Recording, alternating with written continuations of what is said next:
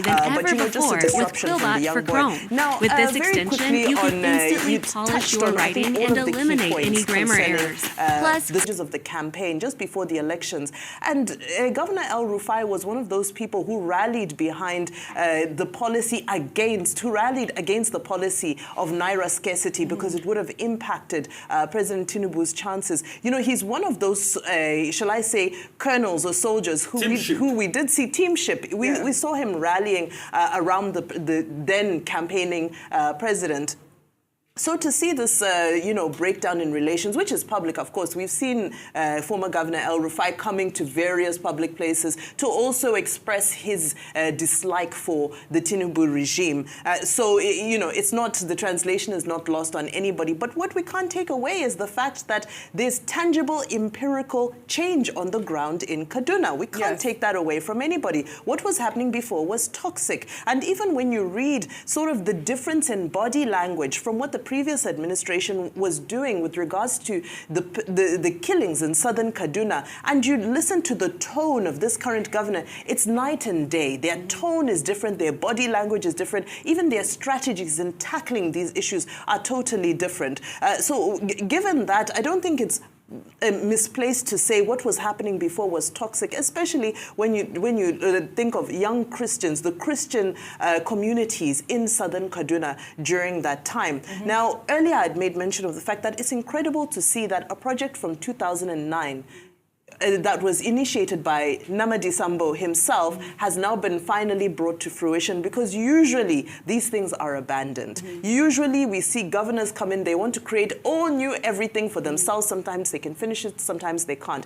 But I think it's really good to set this precedent to say it doesn't matter who started the project. Whether you meet it at 50%, 60, 70%, just complete it. It is the honorable right thing to do. So I think there's a lot of lessons on governance to be taken away from this outing. And, congratulations. A good thing is a good thing. It's non-partisan, whether you're APC, PDP, Labour Party, SDP. If you do well, people will acknowledge that you have performed well. I love that. I love that point. I mean, it was beautiful to see all the encomium, especially from the Vice President, Namadi Sambo. Again, the President has hailed Uba Sani for the peace that he has brought to Kaduna State. Congratulations, Uba Sani. We'll take another story now. On Thursday, a federal Capital Territory High Court in Maitama granted Senator representing Kogi Central, Natasha Akpoti-Uduaghan, bail to the amount of 50 million naira in a defamation suit filed against her by the federal government. The court rejected the government's application to remand her in custody. Justice Chizoba Orji, in her ruling, stated that the prosecution failed to provide sufficient justification to deny Akpoti-Uduaghan bail, noting her sufficient willingness to face the charges. Akpoti-Uduaghan appeared in court with her husband and was supported by prominent figures, including Obi Ezekwesili and Aisha Yusufu. Well, here's the moment. Her bail application was granted.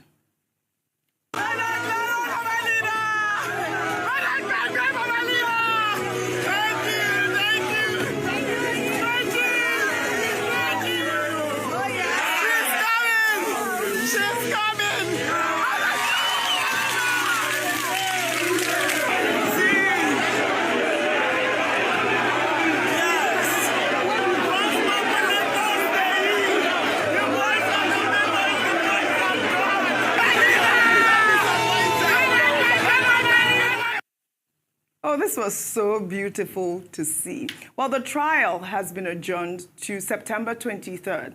As part of the bail conditions, she must provide one surety, who is a person of integrity and owns land property within Abuja.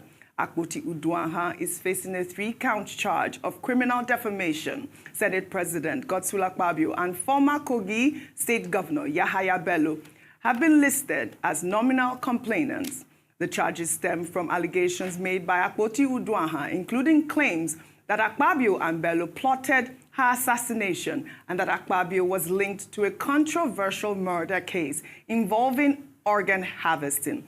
Akpoti-Uduaghan's family home was recently attacked by hoodlums. One suspect reported to be a known ritualist, was apprehended at the scene of the attack. A cutlass and charms were recovered from him by the police. I mean, Adefemi Akinsoya, this woman has gone through a lot. I mean, remember during her suspension, her security detail was withdrawn, and she has been talking about the fact that she feels very unsafe living in Nigeria. I believe this is the second attack in her family home. There were more people that were there at the location of the attack, but this one ritualist was the only person that they apprehended. Your thoughts on all of the conversation? First and foremost, Senator Akoti Uduaghan has every right to feel unsafe in this country, in her homeland, and in her own home, essentially, with these examples of people being found in her residence with no real good reasons to be there. She has every right to feel as though her life is under threat, and if she has named people being responsible for these attacks, then it is up to her and the people supporting her to give her the space to be able to defend herself in a court of law. People may say that there was too much pomp and circumstance within the courtroom, but I think they should also understand the gravity of the situation against her. This is a woman who has had to withstand a lot. Yes. And she is currently also still suspended, doesn't have the security detail, and we're seeing an example of what happens when a high-profile person does not have adequate security detail. So we are going to be looking throughout this entire court process to see how it goes. But I do think it was an excellent show of solidarity. I love the fact that her husband was right there beside her in the courtroom. And to see women like Aisha Yusufu, Obi Ezekwesili being there to show support, it is something that should be commended. Yes, absolutely. Rufai, your thoughts on her bail, her bail application I'm going to explain to you why you saw that celebration. That celebration, yes. The initial plan was to ensure that she goes in incarceration, and that will have been a mentality blow to her in this fight. You wonder, why was the federal government in this case saying that she must be locked up? Do you know, I'm not sure that got to the press, that another case was quickly filed in the course of the week, and our lawyers were not told that she finally found out, and they went there and they challenged her again. Almost the same charges. Quickly in the course of the week. That was not reported to the public. So that plan failed. If she said something that they are now taking out to court for that as alleged defamation, shouldn't be between her and the people she said the things against. Why is the federal government inside this? But President Tinubu promised in his statements that even those that criticize him and criticize his government, he will let them be. But why is the federal government now taking it up in this? And we all know this goes through all of the back and forth between them. I've always said, I'm not saying Natasha is wrong or right, but if she doesn't have evidence to prove a sexual harassment, I would be the first to condemn her. And she must provide evidence at some point. But you know, we've heard of that now. The matter started from seats to sexual harassment. We've heard of that now. If you remember, the matter went into recall at a point, which we revealed. The report was not successful. Now it has gone into defamation territory. And we are seeing all of this back and forth. So she must be able to prove also with this that she has evidence that she can see that some people are after her life. But also, let's go to some of the facts. This is the second time her home will be attacked. Yes. This is not the first time. So there's constant repeated attacks on our home, and we are looking at all of this. That's why you saw the celebration that was going on. I'm not taking side with Akpabio, I'm not taking side with Natasha, but if a woman, what caused all of this, if she has said it was sexually harassed, she should be allowed to be able to provide her evidence. And if she can't provide the evidence, we'll berate her, definitely. But was this the right approach? A federal government counsel arguing in courts that she must be incarcerated. Why is it that we all have this level of high-handedness? Just like how some people did with Dele Farotimi in this country, to be able to prove a point. Right. So, but all of it now has come to naught. So they've adjourned it. We'll see what the court will rule as regards this issue. Absolutely. But all sides must be heard. All right, very good. We'll take another story now. We'll follow up on the story as always. We'll take another story. On Thursday, the Lagos state government ordered the immediate shutdown of the Oko Oba Abattoir due to severe unsanitary conditions, improper waste management, and unhygienic handling of animal products. The Commissioner for Environment and Water Resources, Tokunbo Wahab, announced the closure for illegally discharging animal waste and blood directly into public drainage systems.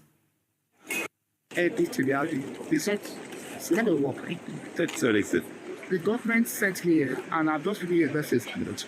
I'm not closing down fully. I'm not even going to miss word. I'm closing down fully until things are done the right way. And people cannot be sleeping in animal pens. It's not going to work. They can't be slaughtering animals and they try to put it in system. It's not going to work, like it's not going to work. And we can't just try something right. Where? What is your arrest? When we shot it, somebody will sit down and tell people, so you'll talk to yourself. This rascality needs to stop. I was mortified when I saw the story. Clearly a blatant violation of environmental laws. You know, the commissioner emphasized that all abattoirs must comply within regulations requiring waste to be treated before discharge. The Lagos state government has also warned that it will take firm action to ensure compliance and would continue joint enforcement operations with the Ministries of Environment and Agriculture. I mean, this man, Tokunbo Wahab, has been really hailed. I mean, he's doing a fantastic job at this point. I'd like to read a tweet, which I actually, because I did pull up his post on X, and I want to read that tweet. This is from DJ, who actually commended the commissioner. She wrote, Lagos State, keep this man in government for the next 20 years. These are the kind of people who should aspire to the leadership of Lagos. So excited about the work this fellow is doing.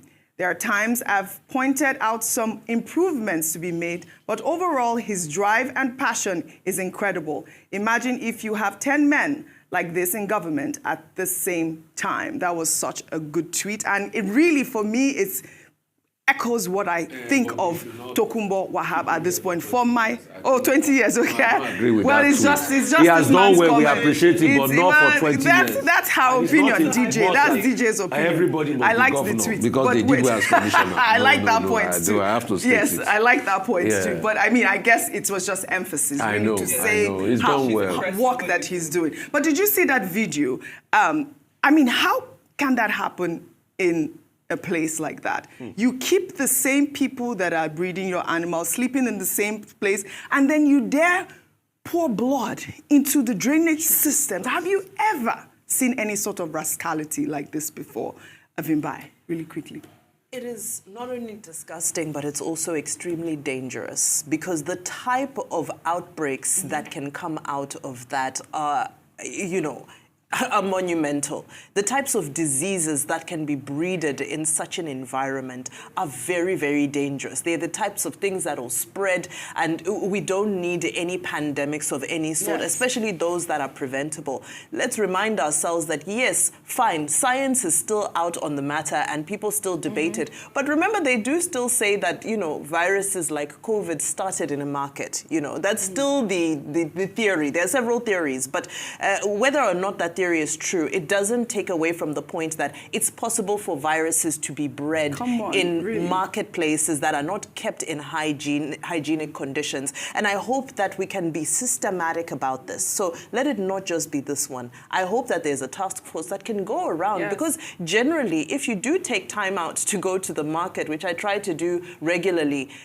some of the conditions are very devastating there. Really. And it's unfair because the majority of the population buys from the market. It's not everybody who can walk into a supermarket and get everything clean and packaged. They cut it for you then and there. That's why even when there's no electricity, we get worried because, they're using that to keep these goods fresh. So this is a great initiative. I hope, like I said, it's not a once-off. I hope there can be more of this in a systematic way. And then also, just a reminder that there's still some places that have a lot of trash. I hope he can still take some time out to go to the Aja Axis and other places. The floods have been absolutely painfully intolerable this year. They've been worse than many years. Yes, they are flash floods, but it has never been this bad before. So while he's going around Lagos, just a gentle reminder to attend to those other places where our cars desperately need his intervention. Well said. Well said. I have to that. So, because I was asking why is this matter, going federal government versus Natasha. So they say it's a criminal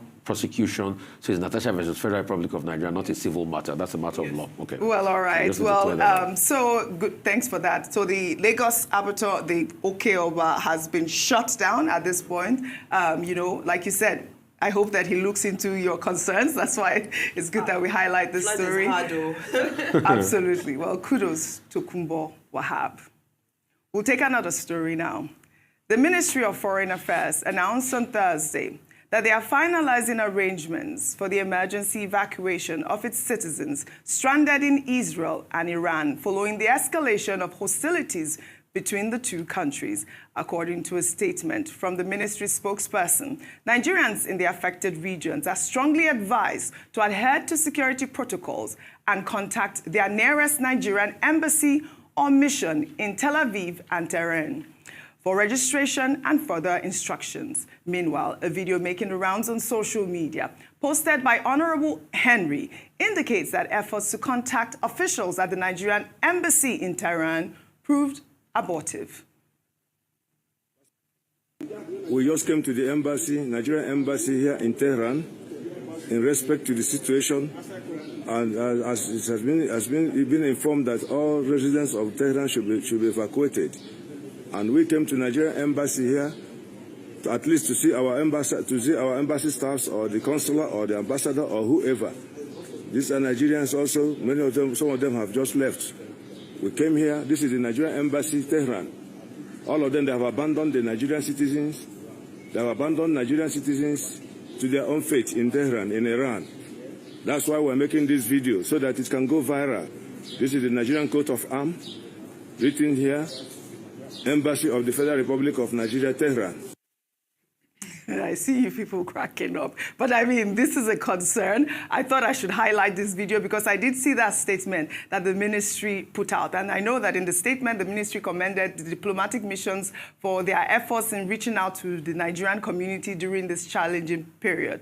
You know, the ministry also reaffirmed Nigeria's commitment to the safety and welfare of its citizens abroad and its collaboration with international partners for a timely and secure evacuation. I thought it was important to highlight this story for the ministry so that, you know, they could take a good look at that man. His name is Honorable Henry on TikTok. He's looking for officials in Tehran.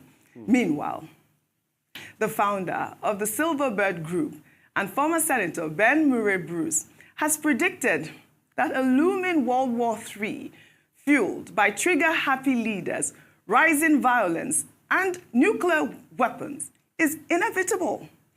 The former senator made the comments during a live interview on Tuesday, suggesting that while this global conflict will devastate much of the world, Africa, especially Nigeria, would remain untouched and would serve as a safe haven for survivors. Let's take a look. We're in big trouble.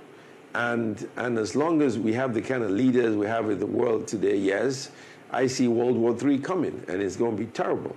The beauty of World War III is it's not going to affect Africa, right? Africa will be spared. You guys are going to fight all across the world, but we're going to be safe in Nigeria. Nobody's going to be fighting in Nigeria because we have no territorial ambition. We have no desire to acquire nuclear weapons. We don't want to fight anybody, and we're friends with all our West African neighbors. So yeah, there's going to be a World War III, but the rest of the world will be destroyed, and we'll be happy to welcome Americans and Israelis and Iranians to Nigeria, and we'll make sure you all have your visas to come here because we don't want you to come as immigrants, and we don't want to treat you very badly when you get here, but we're going to treat you very well when you all come visit us in Nigeria.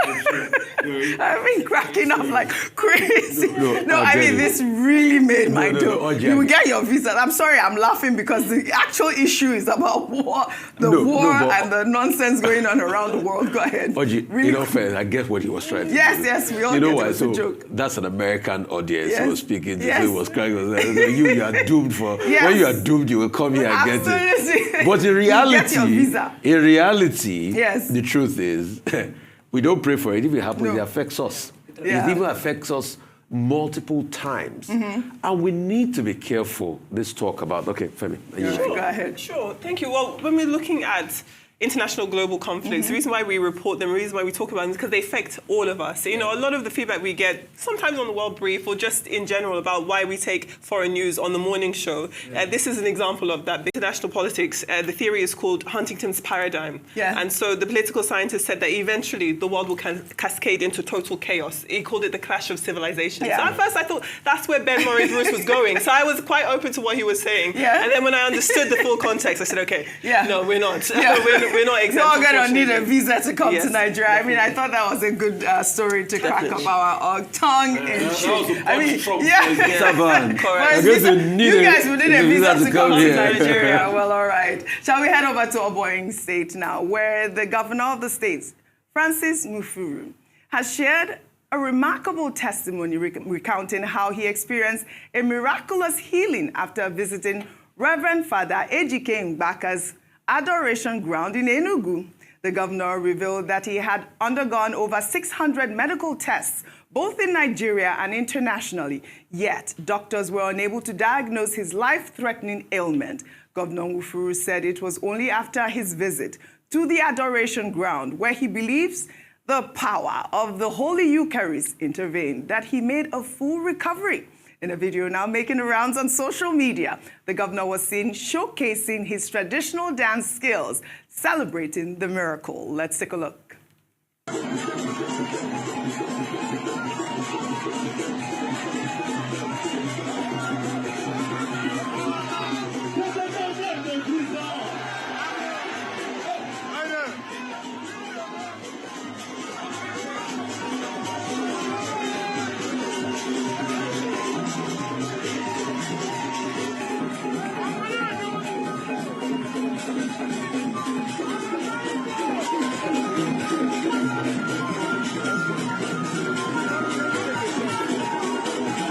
I mean, who wouldn't dance like that? 600 tests. I heard you guys arguing really quickly, but I mean, I will dance. Miracle.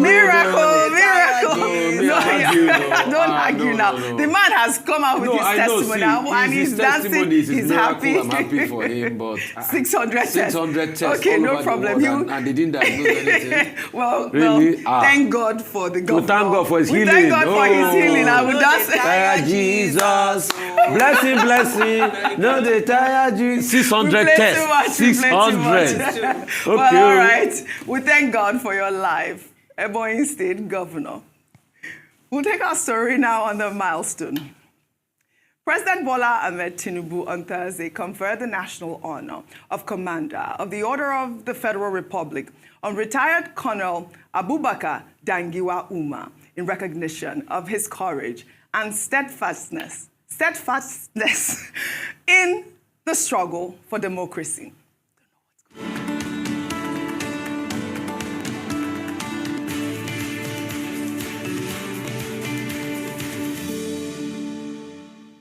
Wrong picture. But President Tinubu announced the honor in Kaduna State while commissioning several projects by the state government. Colonel Abubakar Dangiwa Umar, a former military officer and outspoken critic of successive governments, was described by President Tinubu as a soldier of democracy. Umar served as military governor of Kaduna and later became a vocal advocate for democratic reforms.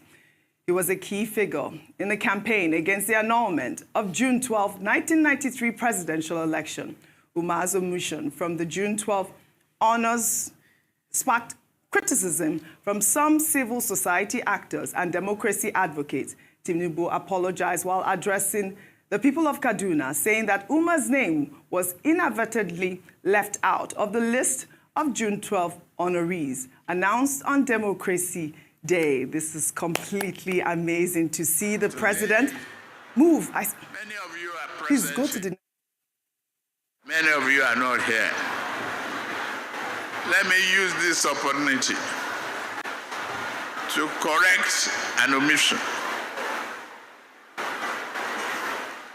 Some of those people that I missed out during the June 12th broadcast in the National Assembly is Colonel Dangiwa.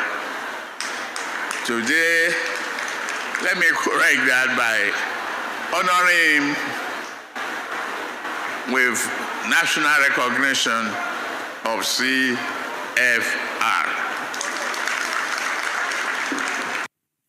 Well, congratulations. Still on the milestone, this time in the United States, in a historic move, the governor of North Carolina, Josh Stern, on Thursday declared June 14th as Igbo Day in honor of the cultural contributions of the Igbo community in the state.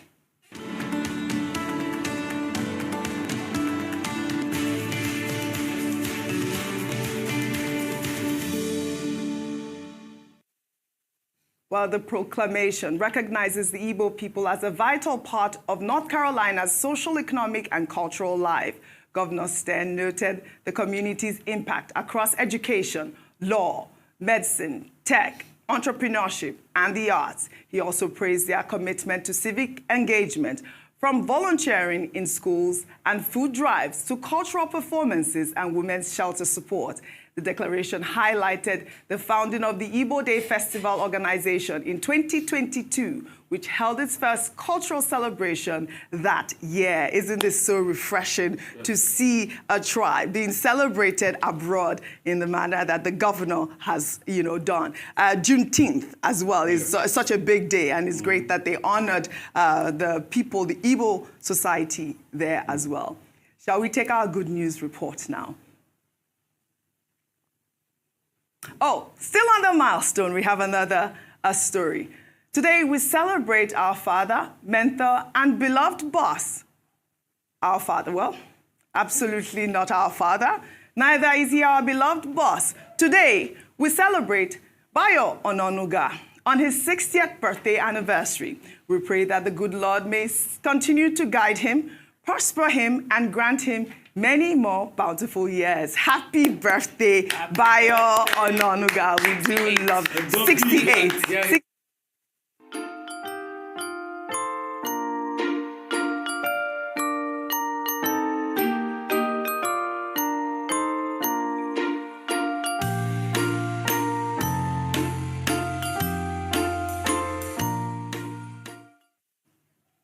Yay, happy 68th birthday, Bayo Ononuga.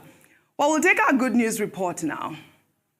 In commemoration of World Sickle Cell Day, Afrobeat star Adekunle Gold launched a free health insurance program for 1,000 people living with sickle cell as part of his contribution to fighting against the disease.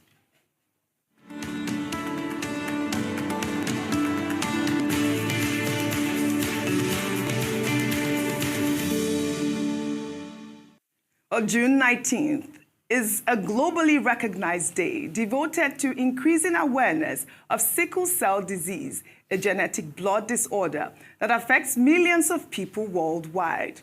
Adekunle Gold, who is a sickle cell survivor, has been vocal about his sickle cell journey, most notably through his 2022 single, Five Star. The singer announced the Free Health Initiative program via Instagram, saying that the initiative, tagged 5-Star Care, is designed to ease the financial burden of treatment, provide access to routine checkups, emergency services, and long-term care for patients. The program, powered by his foundation, the Adekunle Gold Foundation, is supported by the Lagos State Ministry of Health and Sickle Cell Management Initiative. This is such a laudable cause. And for our viewers, I'll encourage, those patients who have sickle cell to go to the AdekunleGoldFoundation.com to register for free treatment. Kudos, Adekunle Gold, and this is such a laudable initiative. I wish we had more time for what's trending today. Well, I'd like to thank you all for your great analysis, really quickly. Before you close, yes, the correction that the reading of our beloved boss and our father came from the media team. Yes, obviously we know that. Yes, obviously, yes, we know that. Yes. Well, perfect. I'd love to thank you all for your great analysis, as always, on What's Trending. You all have a great weekend. Well, that's all I have for you guys on What's Trending today. I'll see you all tomorrow.